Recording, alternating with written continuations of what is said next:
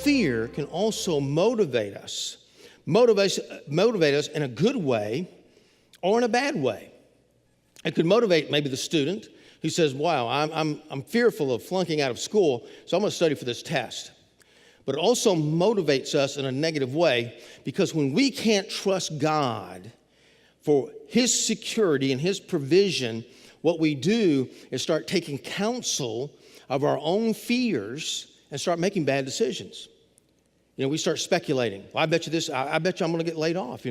Other people are getting laid off at work. I bet you I'm next. So you take a job that's inferior. You don't even want it.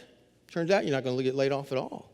Well, I just know the stock market's going to fall. I just know that this is going to happen in the country today because of this, and this. All speculation. You're making decisions based simply because you're afraid. You're taking counsel of your fears.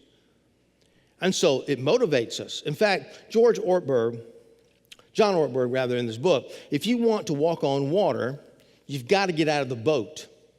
Says this: the single command in Scripture that occurs more often than any other, God's most frequently repeated instruction, is formulated in two words: fear not. Do not be afraid. Be strong and courageous. You can trust me. Fear not. Why does God command us not to fear? Fear does not seem like the most serious vice in the world. After all, it doesn't make the 7 deadly sins. No one has ever received church discipline because of being afraid.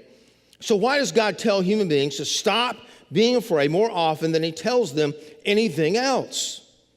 He says, my hunch is that the reason God says fear not so much is not that he wants us to be spared of emotional discomfort. In fact, usually he says to people to do something that is going to lead them to a greater fear anyway.